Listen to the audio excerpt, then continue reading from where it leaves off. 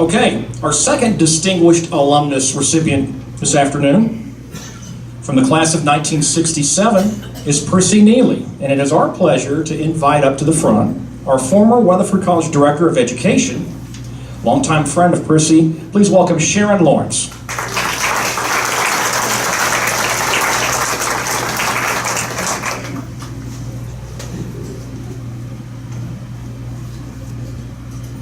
Thank you. It's good to be here. I just feel like I'm among a huge group of friends. Nice to see everybody. Prissy Neely is honored today for outstanding leadership to the community, including Weatherford College.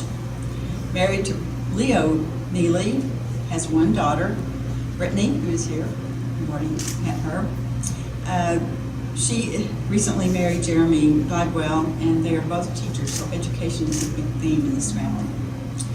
Prissy and Leo are both elders at Central Christian Church.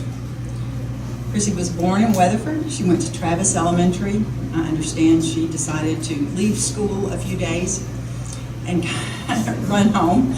Wasn't sure she liked it at that time, but evidently she changed her mind about education. So she said she knew very early that she wanted to teach and she wanted to coach. And both her parents, Clyde and Laura Young, helped her pursue those goals that she had for herself and, as it's turned out, for helping a whole lot of other people as well. She graduated from Weatherford High School, and while she was there, she met some fabulous friends that are all here today, I think. We have 5, are still together. And then she was here at Weatherford College. While she was at Weatherford College, she participated in many campus activities, and one thing she did during her sophomore year was play basketball. Got her very, very interested in the Lady Coyotes and their endeavors as that basketball program grew and became involved in the National Junior College Athletic Association national tournaments. So she and Leo would take the opportunity to drive the van back from Kansas or wherever it is they might need. They would have been playing and they needed someone. So she's been involved with Weatherford College in many different ways. She went to East Texas, got her degree in education, graduated from there, and began teaching in Weatherford ISD as a physical education teacher, but soon became involved in athletics, as we can imagine that she would. Volleyball, I think, is the game that I remember she got the most excited about over a long number of years, but she also coached golf, basketball, the cheerleading team, and she helped set up the high school girls track team as well. And by the way, Dale Hunt says that whenever you get up here that you should do cheer for us. She continued coaching for a number of 21 years, and then whenever Brittany was born, she took a short leave and became involved with the schools whenever Brittany went back to school and when Brittany started school, and she retired from the Weatherford ISD in 2006. I have a list of many, many accomplishments and things that she's done here in Weatherford.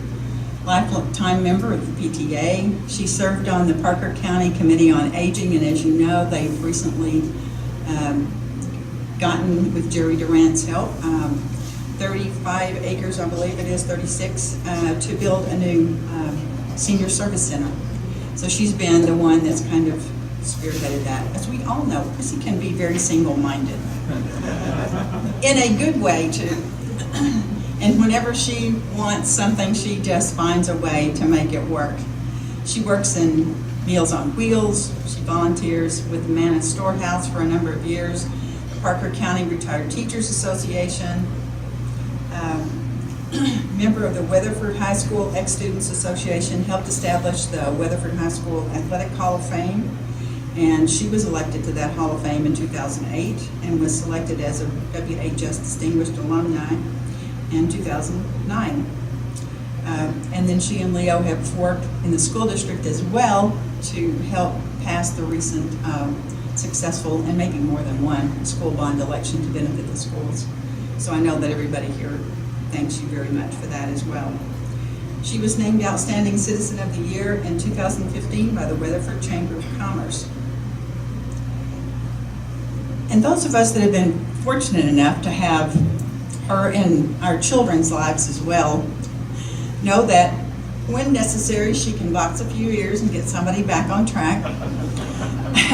She decided that my younger son was colorblind whenever he was age 3. She spent a full day determined that he was going to learn those colors, brought him back, and she said, he's completely colorblind, he can't see anything. I think he was teasing her the whole time. Many hours in Cherry Park with batting around baseball and throwing and catching and pitching and all those things that they needed, and taking them for driving exams. I mean, a little bit of everything, you know, just a real support to a lot of us. We were very fortunate to have a group of people around that cared about each other's families and certainly made them a part of their own. She and Leo both just have a heart for everyone that is around them. Service, as Kevin said, that's the focus of the way that she leads, is to serve others and to make sure that if there is something out there that needs to be done, tell her. And I bet she would find a way to get it done. She is that kind of person. So I know that Weatherford College thanks you, as the rest of us do, for your dedication and service, because it's benefited all of us. Congratulations.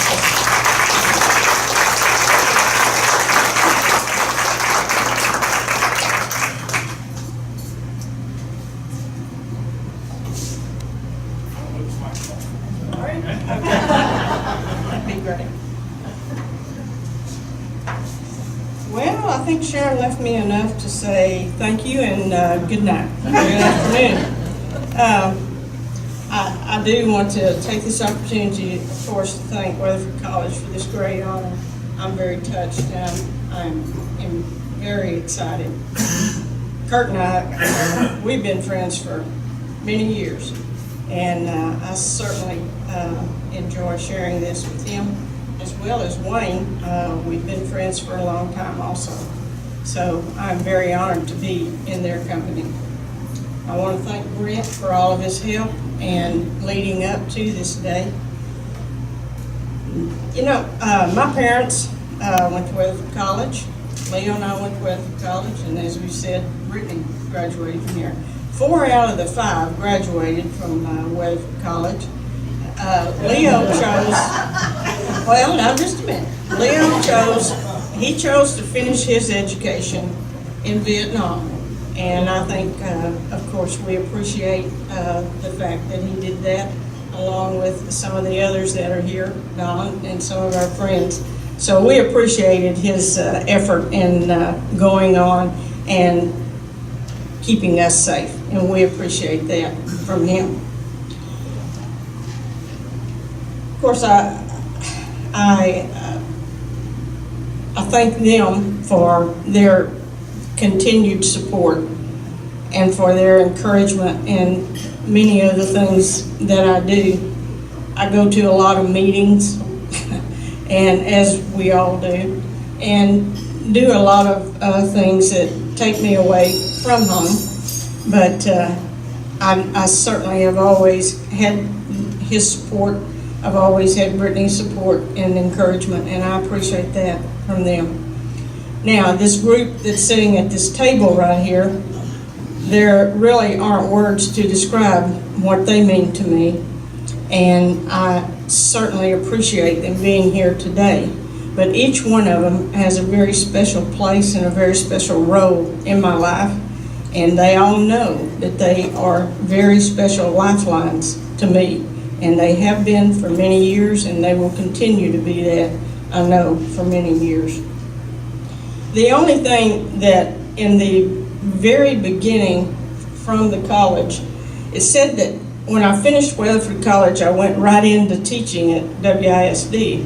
Well, WISD really thought I needed a degree and some certificates before I started teaching. So I did go to East Texas, like Sharron said, and spent a couple of years up there. My first year at Weatherford College was 65, 66, and it was a great year. So many of my classmates were here, even though my 4 best buds hightailed it out of here just as quick as they could. 3 of them went to this forbidden land of wind and sand known as Lubbock.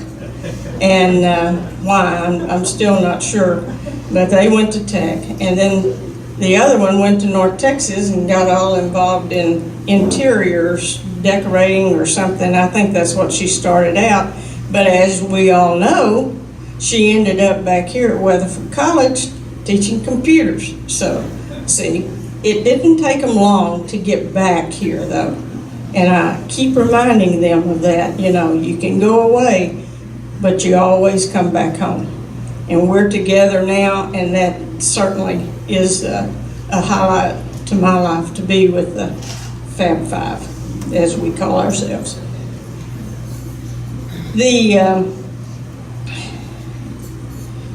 That first year, I got into some different organizations and so forth, but we had dances at the gym, you know, there on South Main. I love that old main building. I mean, I loved it. I just thought it was great. And I never got to come out here, but the memories that I have in Old Main will always remain, always. The creaking floor and the steps that you hope didn't fall in as you were going up. And you hope you could get across South Main. Man, would you think what it would be like to try to get across South Main now to go to the gym? You know, it just wouldn't be a good idea. But anyway, and of course Weatherford has so many activities for their youth that, you know, we all kept busy. You were supposed to laugh then, but you didn't, so that's all right. Now the 66, 67 year, my sophomore year, was the year. And Betty Jo will appreciate this. I decided I wanted to play basketball. Remember, I was from Weatherford. No experience at all. There were girls from Brock, Granbury, Aledo, Azle, Springtown, and Peastra that were also there. Now, what's the first thing you think of when you think of those little places? Yeah, you think of basketball. They've been playing since they got out of the crib. And so here I was. Well, there were also 2 more from Weatherford, so there were 10 of us.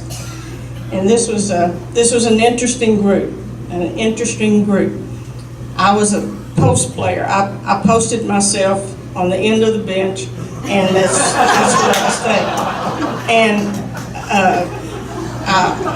you know, if they needed anything, I was right there for them. So now, one bright sunny afternoon, we loaded up, and when I say we loaded up, we put 6 players in my car, 4 players in Betty Jo and Norris's car. Betty Jo and Norris were right behind me, and there were 6 in my car, counting myself. And we left January the 30th, 1967, about 1 o'clock in the afternoon. I do remember. There are some things I remember. This is one. And we left. We left on our way to Abilene for a ball game.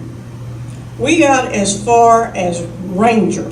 Now, you have to understand, focus back here, people. There were no interstates at this time. So we got into Ranger about 2:15. And if you remember, the road in Ranger runs right along parallel with the railroad track. So we're going along. I'm the lead car. I look up to see that the red light is still green, and it is. I look back down, and bam, there she was. Broadsided this woman just as big as Dallas. Well, you've heard of, what, the crash that was heard around the world?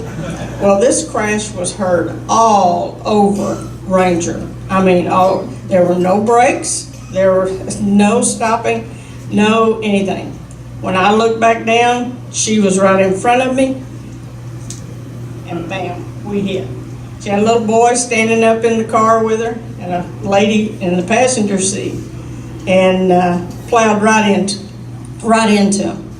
Now, the two in the front seat with me went up, and I had little bubbles in the roof when you looked at it afterwards. That's where their heads went. And in the back seat, the three that were back there, they went under the front seat. I had a two-door. And so when I got out, I had broken the steering wheel with both of my hands because I had pushed on it so hard. So I bailed out of the car, and when I got out, I looked at that seat, and I could swing it with one hand. That's how hard they hit it when they went under. Well, those people are still carrying scars to this day. They have scars on their shins where they just dug right under that front seat. And I guess three of them went to the hospital, but we were all okay. We eventually mended. And I guess probably the hardest part was Betty Jo and Norris and the other girls having to watch that from behind. And I'm sure they were hollering at me to stop, but I wasn't hearing them. And, that's what happened. So we stayed in the hospital with the girls until, I guess, probably one of the nicest men that's ever been on this earth, Bill McClung, came out to pick us up.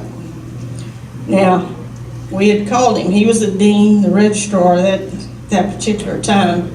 And Betty Jo had called him to see if he would come and bring us back home. Because my car wasn't going anywhere. It never left Ranger. Never left. Just went to the wrecking yard. That was my first car, too. It was a 56 Chevrolet. And I think back now, that car was so heavy and so strong. Had I been in a car built like today, made out of plastic and a little bit of rubber, I'm not sure we would have been as fortunate as we were in that particular afternoon.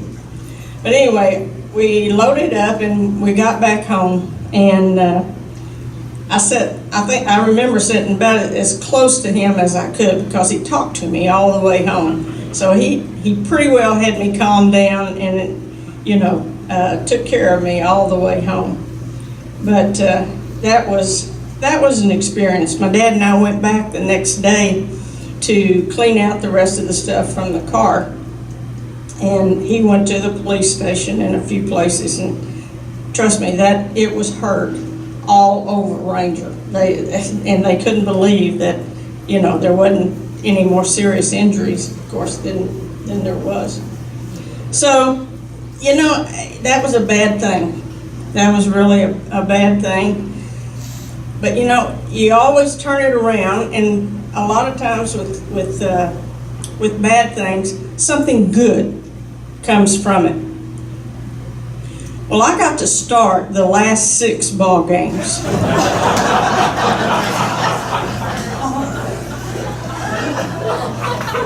Now you can figure out, there were 6 in my car, 3 went to the hospital. They had leg injuries, rib injuries, and neck injuries. There were 4 in her car. It took 6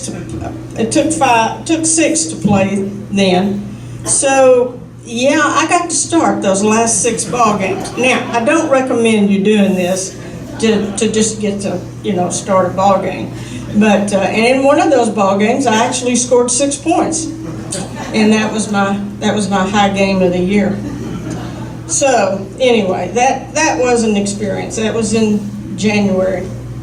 Now, one other little story about that team.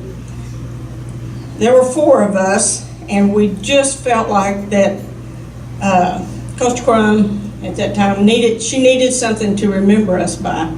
So we went to probably, was Gibson's? No, because that's where the building was. Well, we went somewhere, Ducanaires maybe, and we bought a little bulletin board. And we painted our names on it. And then at the top, we put 20 or bust. Now you can say, oh, so you wanted to win 20 games? Yeah, we'd like to. You know, you can say 20 or bust about many, many different things. Well, our particular team, we tried our best to score 20 points a game.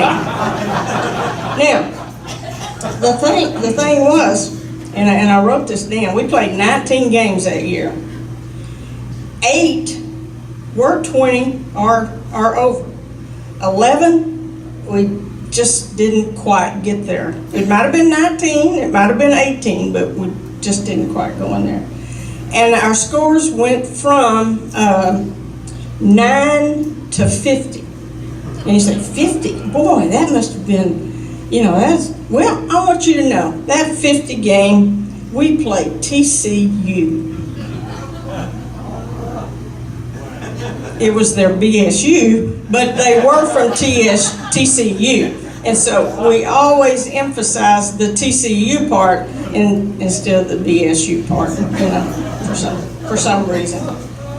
And then the last thing I want to share with you, Sharron said, I don't know where she gets this idea that I'm kind of strong-headed at times. Well, some of you know me too, don't you? Well, anyway, I had the thought and the mission that the gymnasium here on this campus should be named the Betty Jo Crum Gymnasium. Betty Jo Crum Graber at this time, gymnasium. And I was pretty sure that that's what I wanted to happen.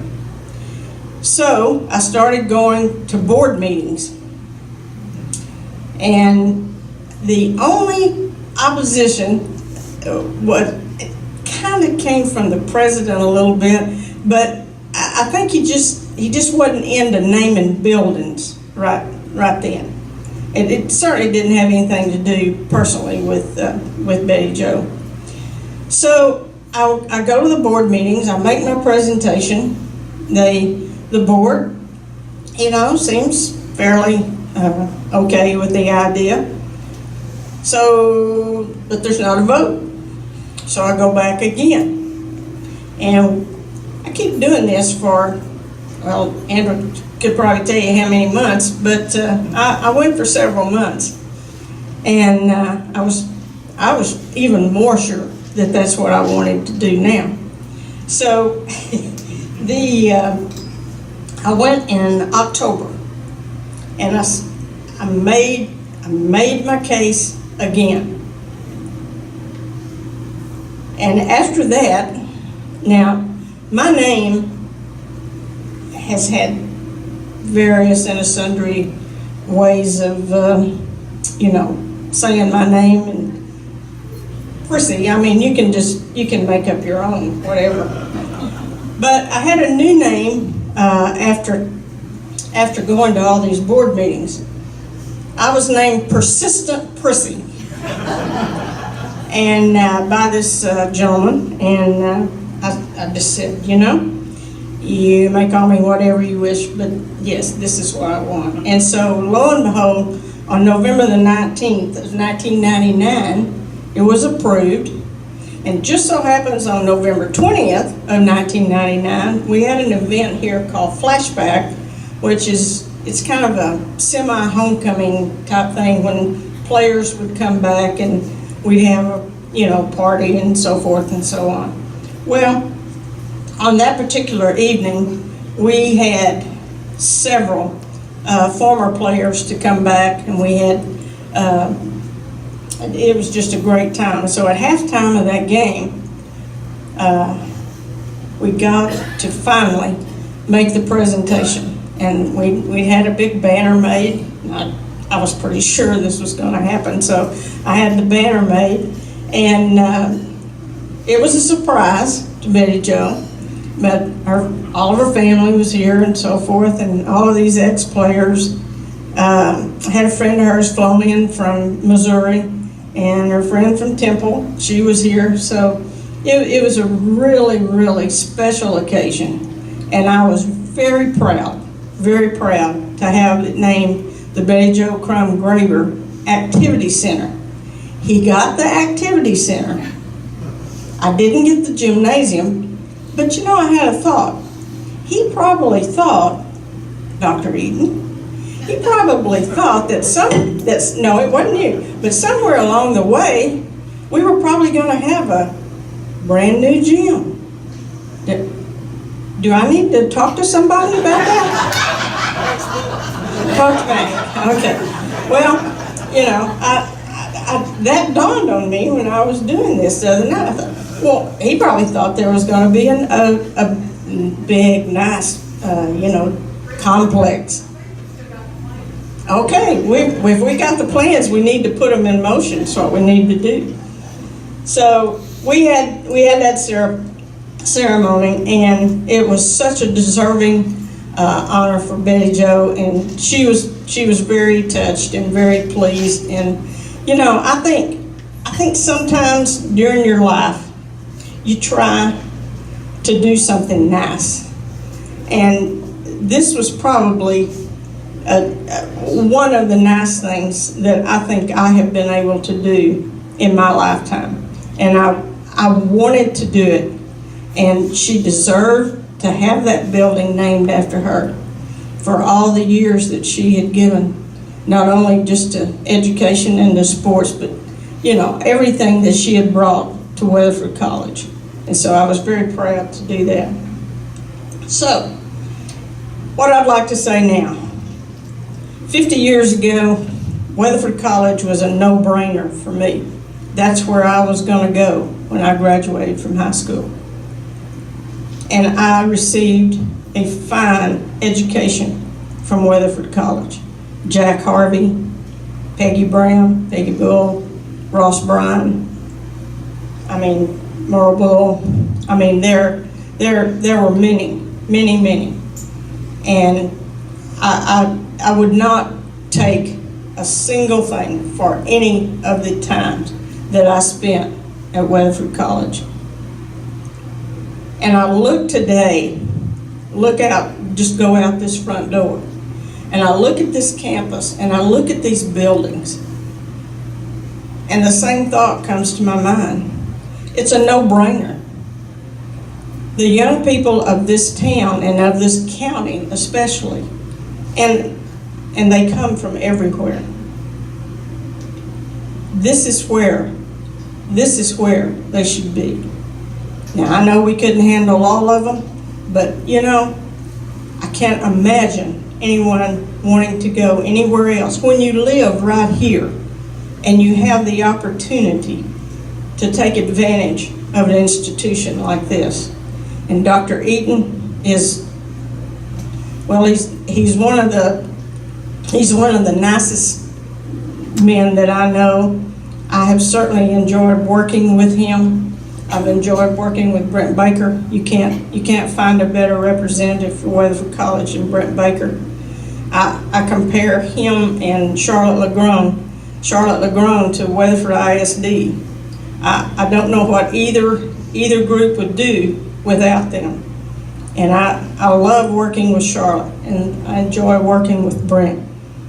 They're just two very, very fine people. So I just want to leave you with this thought, that we are so fortunate here. We are so blessed to have Weatherford College. Yes, it's one of the best in this part of the country. And we need to take advantage of that. We need to keep supporting it, and we need to keep our young people here and keep them going to Weatherford College. God bless Weatherford College. Thank you.